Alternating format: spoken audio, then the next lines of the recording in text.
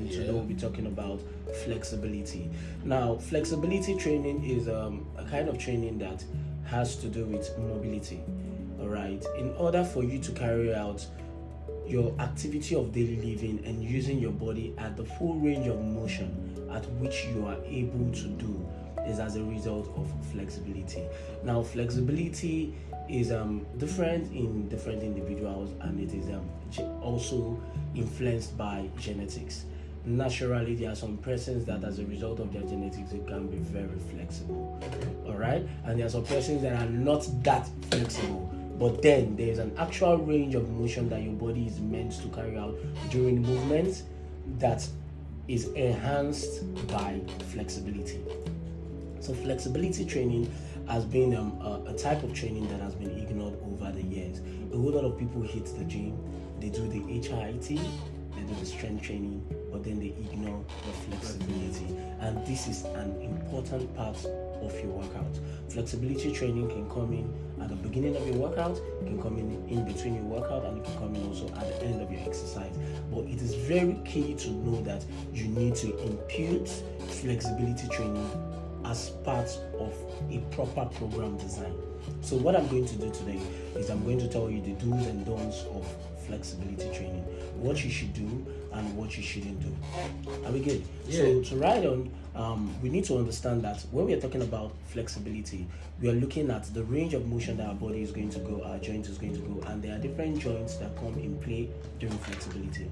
There's a joint for stability, there are also joints for mobility. When we're looking at joints for stability, we are looking at our knee joints, we are looking at our lumbar spine. These are joints for stability. Whereas joints for mobility, we are looking at our hips, we are looking at our shoulders, we are looking at our thoracic spine muscles. All right. So having this in knowledge, you should also note that during workouts we attain would I say aches and pain as a result of muscle tear. These tears and aches and pains as a result of our workouts, it happens to our muscles, and we need to use flexibility to release it. All right. If as a result of when you're working out, you're done with your workout, your knee hurts you, you need to do flexibility training to help to relieve that joint. Okay. So at the beginning of your flexibility, we spoke about self-myofascial release. Yes. So I'll tell you one thing to do now. You have to roll it on. All right. Now, rolling it on simply means that you can get a ball, you can get your foam roller, which you use for your self-myofascial release. We need to roll on it. It helps to relieve the tension in our body.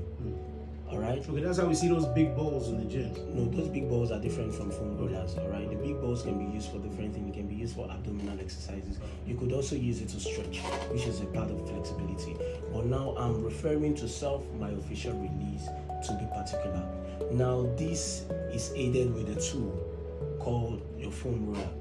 All right. You can roll on it. You can move around it from joint to joint. This helps to remove tension in our muscles. It helps to bring about density in our muscles. All right. So this is one pattern of flexibility training that you could do on your own without anybody's assistance. We also look at dynamic stretches. We also look at static stretches. You could do your research more on it. Static stretches, basically, like the name implies, static. It is stationary. So you do it at one particular position. You stretch your joints. You move your body side to side at the whole range of motion that your body is capable of moving. Because of you're looking out for a particular range of motion that your body needs to go, doesn't mean that you have to hurt yourself. So I'll come to that in, let's say, another context. Let's go back to the next one. The next one is don't do it completely, would I say, cold. All right. It is always ideal that before you carry out your flexibility training, you need to at least warm your body up. Your blood needs to be flowing, your blood needs to be circulating all over your body.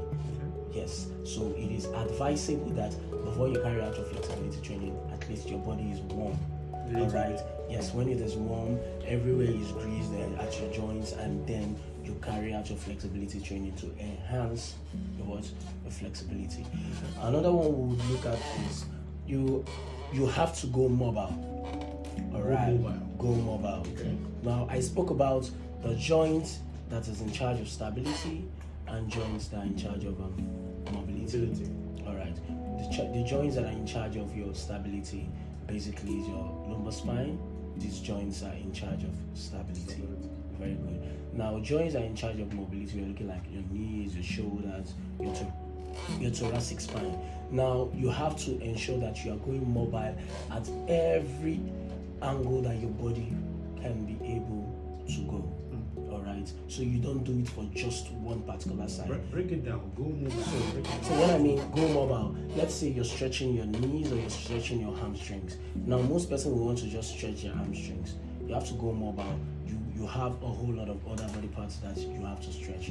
Your hips, your shoulders, your neck, your chest, your arms. These are all different parts of the body. So going mobile is carrying every other part of your body along. Okay. All right. Does that make sense? Yeah, definitely. Yes. So you have to carry every other body part along, and then you're going to see results over time. It is not a thing that happens once. Then you need to also understand the guidance as to flexibility. All right. For flexibility, if you're trying to work on, let's say, a particular joint, please also note that you have to do it for like about 20 to 30 seconds for one particular joint, and then you rest. You carry out about 20 to 30 seconds. You do it about 3 to 4 times. If you're able to, you wrap up 1 minute on that particular joint so as to enable you see favorable result. And note that flexibility comes over time. It is not something that you have to do today and immediately you are flexible. It is recommended that you carry out flexibility exercises about 2 to 3 times in a week. So imagine carrying out flexibility exercise at the end of your routine 2 to 3 times every week, and you're doing it for the stretch of about 3 months. You can imagine the results will come in handy. It is way better that way than for you to push yourself and try out flexibility exercises, because you would also hurt yourself in the process. Training. So I have one more point to talk about, which is do not make your flexibility training painful. All right, when you're carrying out your flexibility training, please bear it in mind that there's a particular range of motion that joint you're working on or that muscle you're working on will be able to go. So at the beginning, please flow with the natural range of motion and then extend a little bit. Do not involve any form of pain during your flexibility routine. If you do so, all right, earlier I was trying to talk about delayed onset muscle soreness. All right, that's the right thing. Now, delayed onset muscle soreness is like a state that your muscle experiences and it is really, really sore. All right, it will be sore for a while. And one thing that will help you is flexibility. And flexibility too can ruin it, can bring about it. So you have to understand where you have to strike a balance. When you're carrying out flexibility training, please, that's why there is a guideline. You have about 20 to 30 seconds to hold on that particular joint and then you release. Now, if it happens that you're trying to do it within that same recommended time frame and you feel that it hurts you, please limit it. Do not. Anything that involves pain, try to limit it during flexibility, because flexibility ideally is also a form of recovery that helps your muscles to recover, that helps your joints to recover. So there shouldn't be something that is going to worsen the process. That is if you don't know how to go about your flexibility training. All right. You talked about the fact that some people skip flexibility training during their sessions. You also said that everybody needs it. You talked about doing it 2 to 3 times. Yes. But are there some set of people that need it more compared to other people? Well, for those that are into, would I say, calisthenics, these are different types of training. For those that are also into more of flexibility training, like the yogis, of course, they will need it way more than people that just want to go into bodybuilding. But at the very beginning, we need to know that flexibility is part of the proper program design. That means if you go to the gym today or you carry out a physical activity, whatever you want to do, at the end of the day, flexibility is meant to be a part of that program for your program to be accurate and effective. Yes, because you want to get both the physiological benefit from it.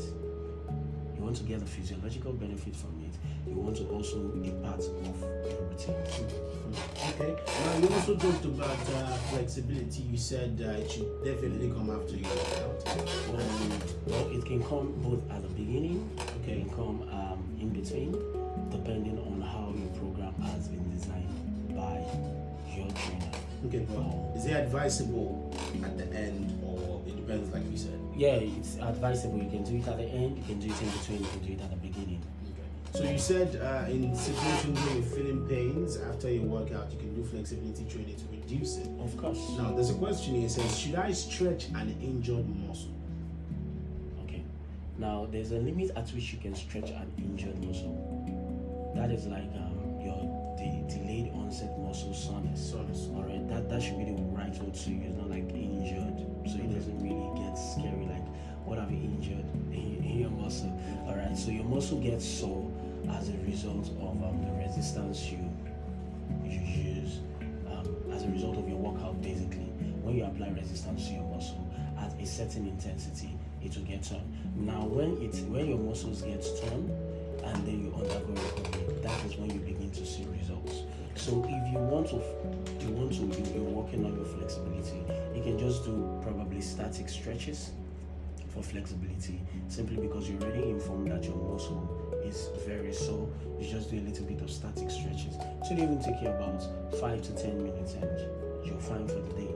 It's not like your proper routine that you go and then you do flexibility, or you have different routines you've been able to do, and at the end of the day you're adding flexibility to make it more effective and beneficial to your health. As the boot camp is coming up for April, I said I'm going to carry everybody along, so stay tuned. All right, we're working on our location, we're working on our sponsors. A whole lot of people are reaching out, coming on board, wanting to be a part of it, because under the umbrella of fitness, everyone is united, and we want to be a part of this. It will interest you to know that whatever I'm discussing here, you're going to have an experience of it. Part of flexibility will be showcasing that it is yoga. All right, we'll be showcasing yoga as part of the workout, and of course, yes, you having to do yoga means you're mobile with your joints, because yoga is unlike is not a workout that you do and then you begin to generate muscle hypertrophy. When you do yoga, you carry out a full range of motion. Your body moves mobile and enough for you to be carrying out your activity of daily living. So of course, yes, you guys watch out in the month of April, 13th to be precise for now, not unless otherwise. 13th is the date. All right, so we're looking forward to the Fit Family Funfair, definitely. Be a part of this movement. Let's get these words out as far as we can.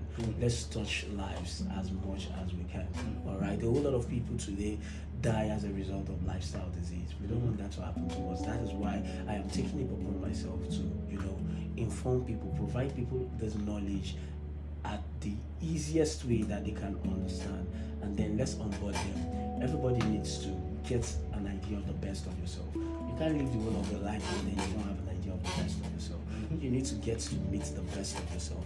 I roll with the best of myself every single day. I've been enjoying my health for a very long time now. I want you to be a part of it. All right?